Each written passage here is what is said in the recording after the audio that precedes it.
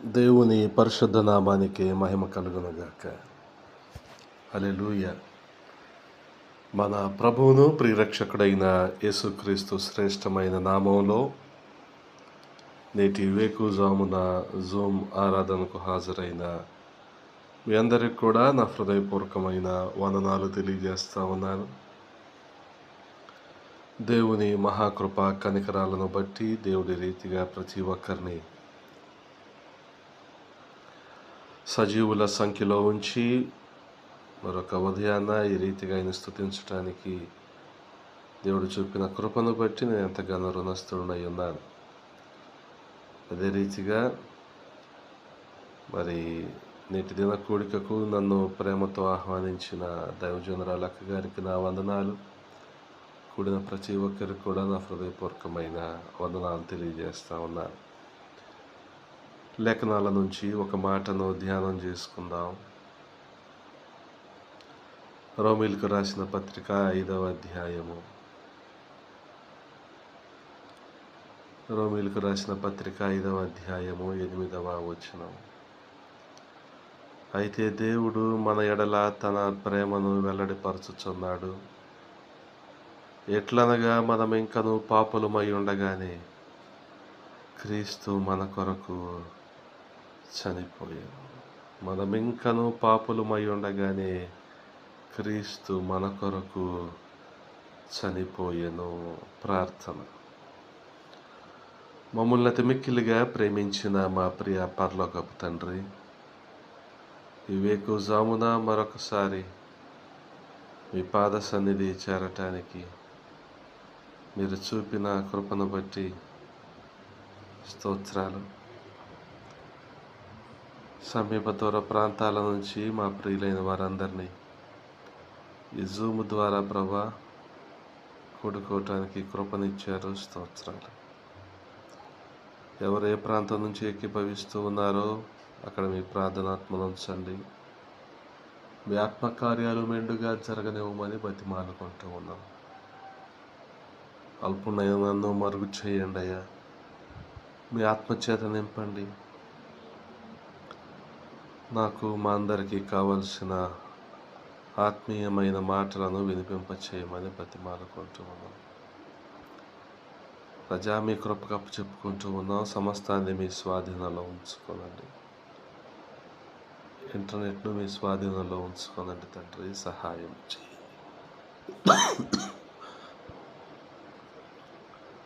మీకే మహిమలు ఆరోపిస్తూ యేసయ్య పరిశుద్ధ నామంలో అడిగి వేడుకుంటున్నాము పరమ తండ్రి. ఆమేన్. ప్రభునందు ప్రియ సహోదరి సహోదరులారా, ఈ ఉదయకాల సమయంలో చదవబడిన మాటలు చాలా శ్రద్ధగా గమనించండి. రోమీలకు రాసిన పత్రిక 5వ అధ్యాయము 8వ వచనం. ఎట్లనగా మనం ఇంకను పాపులమై ఉండగానే క్రీస్తు మన కొరకు చనిపోయెను. చాలా సంవత్సరాల క్రితం జపాన్ దేశంలో భయంకరమైన భూకంపం సంభవించి కొన్ని వందల మంది చనిపోయారు. అనేక మంది గృహాలు కూలిపోయి నిరాశ్రయులైపోయారు. భూకంపం ఆ తీవ్రత అంతా దాటిపోయిన తర్వాత అక్కడ ఉన్న రెస్క్యూ సిబ్బంది వారు కూలిపోయిన భవనాల్ని వెలికి తీస్తూ ఉన్నప్పుడు హృదయాన్ని కదిలించే ఒక సన్నివేశం ఎదురైంది. అదేంటంటే, ఒక స్త్రీ తన బిడ్డను కౌగిలించుకొని శిథిలాల కిందనే చనిపోయింది. ఆమె కౌగిట్లో ఉన్న ఆ బిడ్డ మాత్రం సజీవంగానే ఉంది. అంటే ఆ స్త్రీ తన కుమార్తెను, తన బిడ్డను రక్షించుకోవటానికి తన ప్రాణం పోయినా లెక్క చేయక తనకు తాను తన కుమార్తె కొరకు త్యాగమైపోయింది. ఆ సంఘటన చూసిన వారందరికి కూడా, ఆ వార్త విన్న వారందరికి కూడా హృదయాలు తలడిల్లిపోయాయి. ఆహా, ఆ స్త్రీ తన కుమార్తె కొరకు చేసిన త్యాగం చాలా గొప్పది అని అందరూ కూడా కొనియాడారు. ఆ స్త్రీ తన కుమార్తె కొరకు చేసిన త్యాగమే అంత గొప్పదైతే, మానవాళి రక్షణ కొరకు, పాప విమోచన కొరకు సర్వశక్తిమంతుడైన దేవుడు ఆ పరమను విడిచి నీచమైన ఈ భూలోకానికి వచ్చి మన పాపాల నిమిత్తం యుక్త కాలంలో ఆయన మరణించి మనకు రక్షణ భాగ్యాన్ని అందించటం ఇంకెంత గొప్ప త్యాగం, ఇంకెంత గొప్ప ఆశ్చర్య కార్యం అది. అందుకని యేసుక్రీస్తు ప్రభువారు ఈ లోకంలో శరీరధారిగా ఉన్న దినాలలో ప్రతి ఒక్కరికి కూడా ఆయన మేలు చేస్తూనే వచ్చారు. రోగులను బాగు చేశారు, ఆహారం లేని వారికి ఆహారాన్ని పంచిపెట్టారు, వెలివేయబడి వారిని చేరదీసి ఆదరించారు. ఆయన చనిపోయిన వారిని సైతం బ్రతికించారు. ఇలాగా అనేక కార్యాలను ప్రజల జీవితాలలో జరిగించారు. కానీ యేసయ్యను తన స్వంత ప్రజలే అంగీకరించక సిలువకు అప్పగించారు.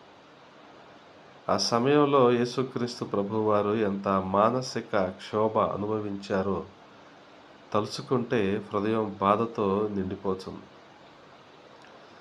నీ జీవితంలో నువ్వు ప్రేమించిన వారు, నీ ద్వారా మేలు పొందుకున్నవారు నిన్ను వెలివేస్తున్నారని, పట్టించుకోవటం లేదని, నీ బాధ అర్థం చేసుకునేవారు లేరని మనం కృంగిపోతూ ఉంటామే.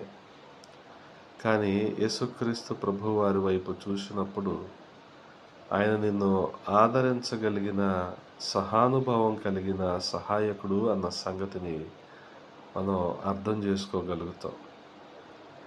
యేసుక్రీస్తు ప్రభువారిని యూదులు తమ బలము చేత, అధికారము చేత, కక్ష చేత సిలువకు అప్పగించారు అని చూసిన వారందరూ కూడా అనుకుంటూ ఉంటారు. అది కొంతమేరకు వాస్తవమైనప్పటికీ యేసుక్రీస్తు ప్రభువారు తనకు తానుగా అప్పగించుకోవటానికి ఇష్టపడ్డారు గనుకనే ఆయన సిలువకు అప్పగించబడ్డారు. ఆ రోమా ప్రభుత్వం వారు సిలువ వేయగలిగారు. యేసయ్య ఈ లోకంలో ఉన్నప్పుడు తన ప్రాణము పెట్టుటకైనను తిరిగి తీసుకొనుటకైనను అధికారము గలదని, ఆ శక్తి తనకు ఉందని ఆయన తెలియజేశారు. యోహాను సువార్త 10వ అధ్యాయం 18వ వచనంలో ఆ రీతిగా రాయబడింది. ప్రాణం పెట్టుకోవటానికి, తీసుకోవటానికి నాకు అధికారం ఉంది అని అక్కడ రాయబడింది. యేసుక్రీస్తు ప్రభువారు మాట చేత సమస్తాన్ని కూడా శాసించగలిగిన వారు. సర్వశక్తుడైనప్పటికీ రిక్తునిగా నీ కోసం, నా కోసం తనను తాను అప్పగించుకోవటంలో కలిగిన ఆంతర్యం, పరమార్థం ఏంటో మనం అర్థం చేసుకోగలిగితే ఆయనను ఎన్నడూ కూడా మనం కష్టపెట్టము, ఆయనను దుఃఖపెట్టము, ఆయనను ఆయాసపరచం. అనుగుణంగా ఆయనను సంతోషపెట్టే వారంగా మనం ఉంటాం. గమనించండి ప్రియ సహోదరి సహోదరులారా, యేసుక్రీస్తు ప్రభువారు తనను తాను అప్పగించుకోవటగలిగిన ఒకానొక కారణం ఏంటంటే మనల్ని లేదా ఈ మానవాళిని మరి దుష్టకాలము నుండి విమోచించటానికి. చూడగలిగితే గలతీయులకు రాసిన పత్రిక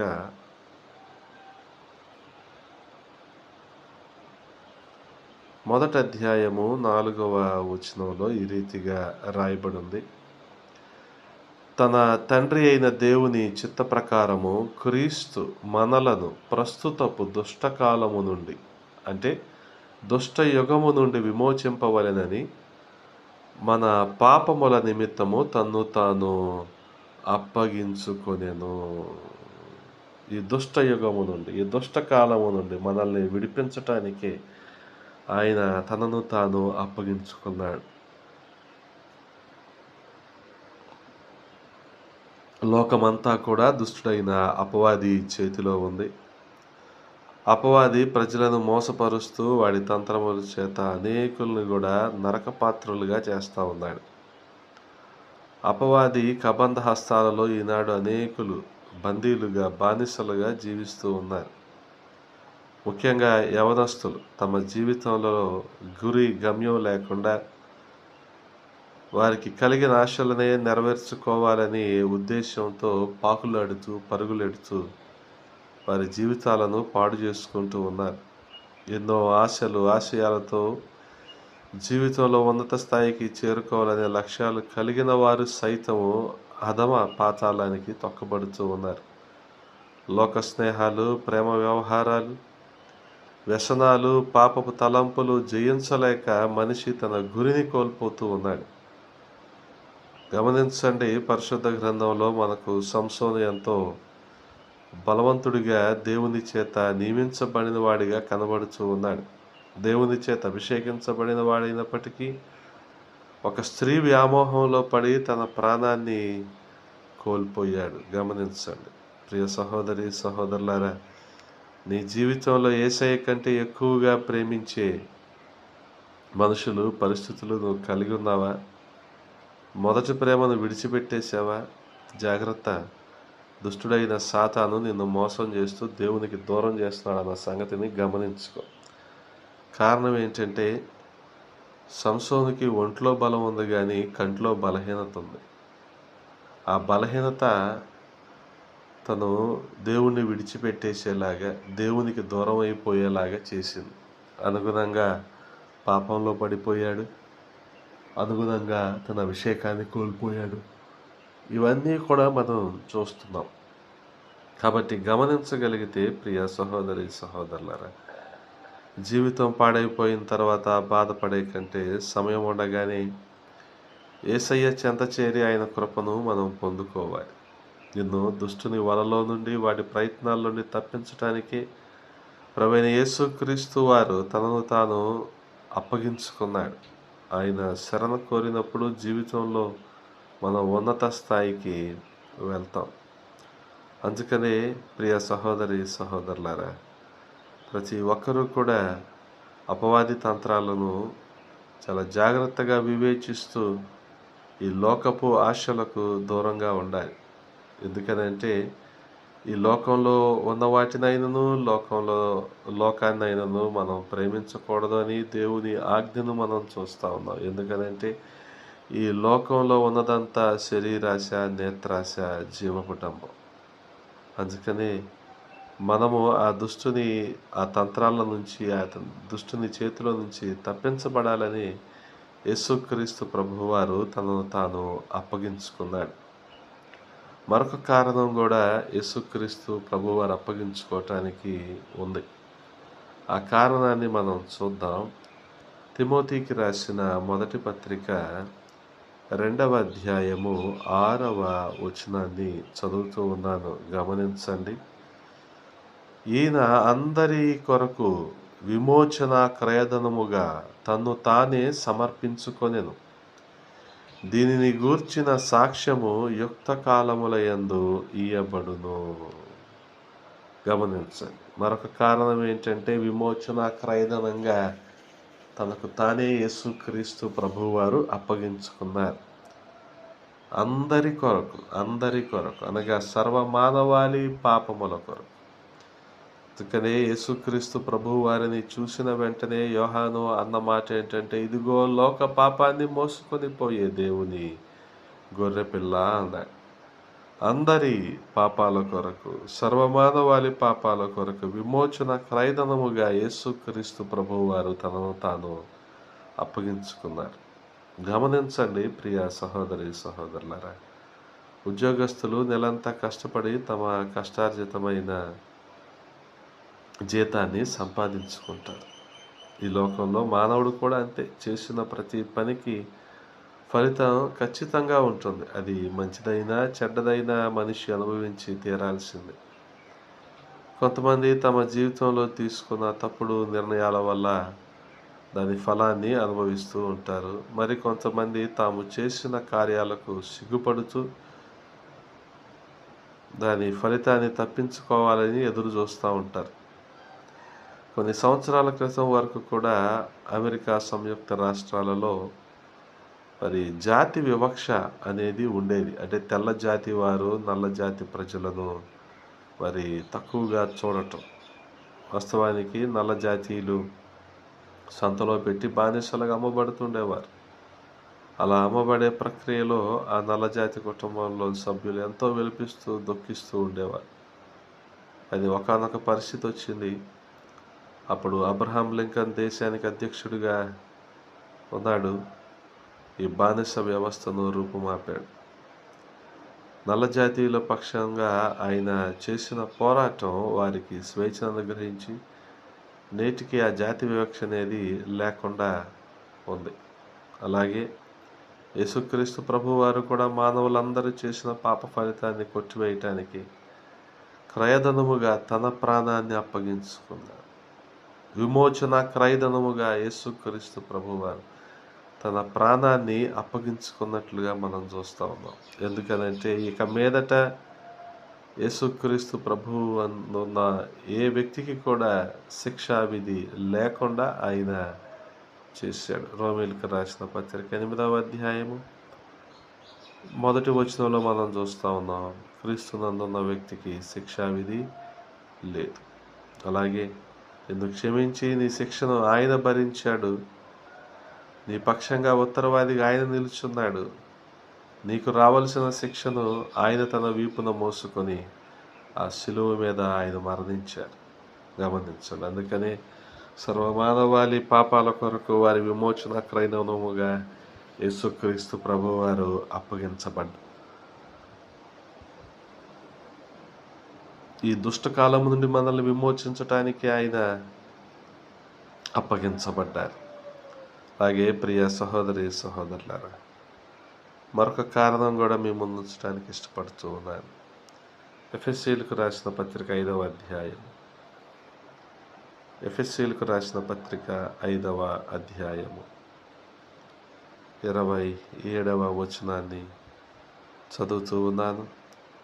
నిర్దోషమైనదిగాను మహిమగల సంఘముగాను ఆయన తన ఎదుట దానిని నిలువబెట్టుకొనవలెనని వాక్యముతో ఉదక స్నానము చేత దానిని పవిత్రపరిచి పరిశుద్ధపరచుటకై దాని కొరకు తన్ను తాను అప్పగించుకొనెను.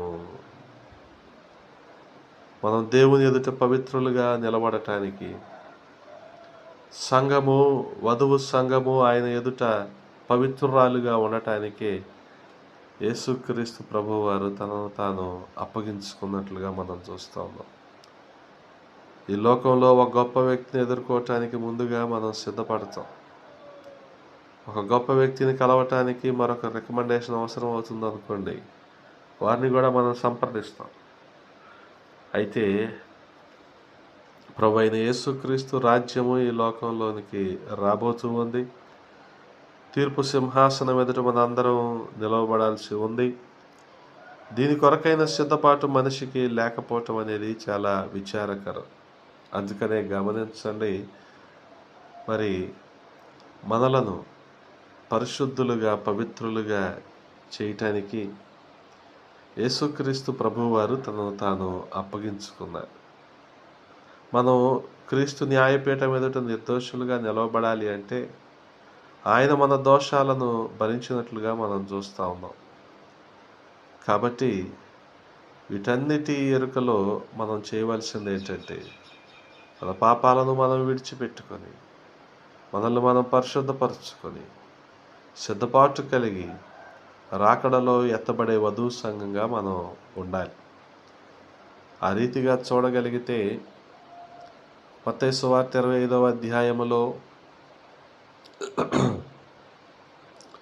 25వ అధ్యాయములో మరి పెండ్లి కుమారుడి కొరకు ఎదురు చూస్తూ ఉన్న 10 కన్యకలను మనం చూస్తూ ఉంటాం. అందులో 5 దగ్గర నూనె ఉంది, 5 దగ్గర నూనె లేదు. పెండ్లి కుమారుడు రానే వచ్చాడు. నూనె కలిగి అనగా ఆత్మ నింపుదల కలిగి సిద్ధపడిన వారిని తనతో పాటు విందులోనికి తీసుకువెళ్ళిపోయాడు. సిద్ధపాటు లేని వారిని విడిచిపెట్టేశాడు. కాబట్టి గమనించండి, ఆ రీతిగా మనం కూడా సిద్ధపాటును కలిగి ఉండాల్సిన అవసరం ఉంది. మనం నిర్దోషమైన వారంగా ఉంటామని, మహిమగల సంఘంగా ఉంటామని, తన ఎదుట దాన్ని నిలవబెట్టాలని, అనగా ఆ న్యాయపీఠం ఎదుట నిర్దోషముగా మహిమగల దానిగా నిలవబెట్టాలని, మరి పరిశుద్ధపరచటానికి ఆయన మనల్ని పరిశుద్ధపరచటానికే తనను తాను అప్పగించుకున్నట్లుగా మనం చూస్తూ ఉన్నాం. కాబట్టి ప్రియ సహోదరి సహోదరులారా, ప్రతి ఒక్కరము కూడా ప్రతి ఒక్కరము కూడా సిద్ధపాటును కలిగి ఉండాలి. ఆ రీతిగా ఎవరైతే సిద్ధపాటును కలిగి ఉంటారో వారు రాకడలో ఎత్తబడతారు. వారు ప్రభువుని ఎదుర్కొంటారు. వారు ఆయనతో సదాకాలము యుగయుగాలు ఆయనతో ఏలుబడి చేస్తారు. ఆ భాగ్యాన్ని మనం కలిగి ఉండటానికే యేసుక్రీస్తు ప్రభువారు మన కొరకు తనను తాను అప్పగించుకున్నట్లుగా మనం చూస్తూ ఉన్నాం.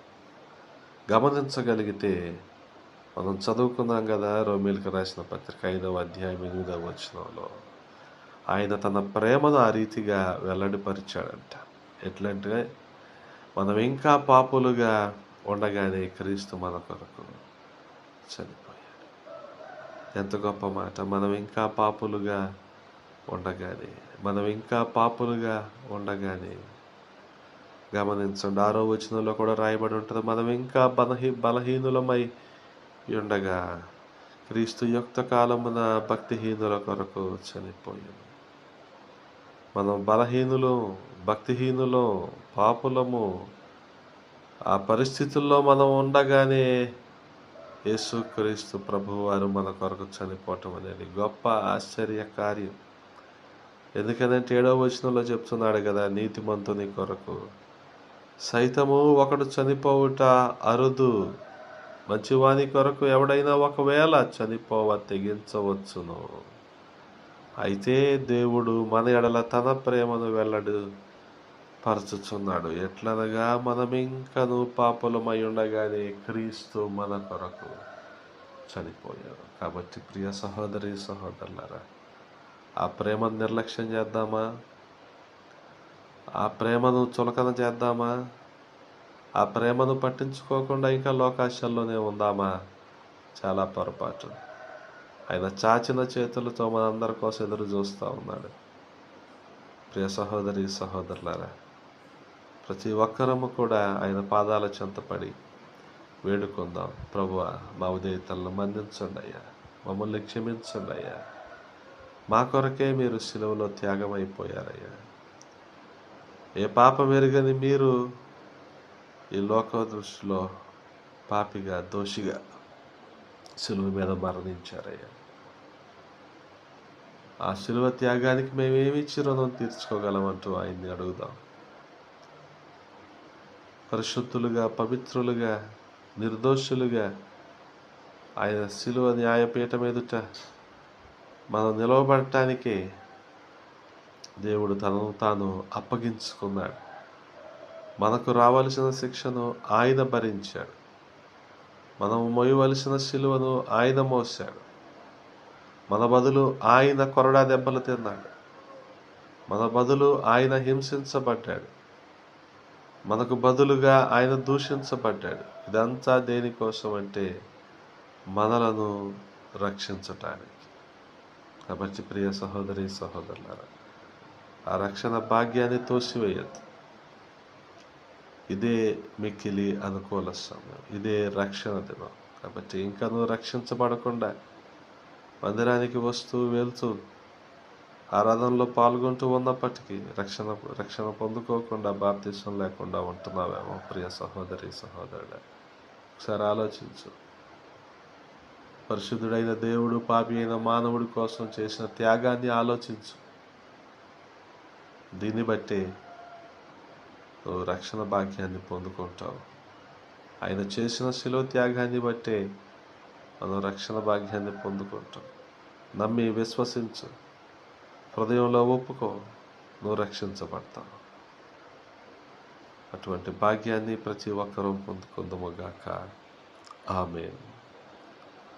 పరిశుద్ధుడా, ప్రేమ కలిగిన తండ్రి, ఈ ఉదయకాల సమయంలో కొద్ది మాటలు ధ్యానించడానికి కృపనిచ్చారు. స్తోత్రాలు రాజా. యుక్త కాలములో మేమింకా భక్తిహీనులుగా, బలహీనులుగా, పాపులుగా ఉండగానే మీరు మా కోసం ప్రాణం పెట్టారయ్యా. మీరు మా కోసం అప్పగించబడ్డారయ్యా. ఈ లోక దుష్టత్వం నుంచి మమ్మల్ని విడిపించటానికి విమోచన క్రయధనముగా మీరు అప్పగించబడ్డారయ్యా. మమ్మల్ని క్రీస్తు న్యాయపీఠం ఎదుట నిర్దోషులుగా నిలవబెట్టడానికి, నిష్కలంకమైన సంఘముగా ఉండటానికి మీరు అప్పగించబడ్డారయ్యా. ఆ త్యాగానికి మేమేమిచ్చి రుణం తీర్చుకోగలము తండ్రి.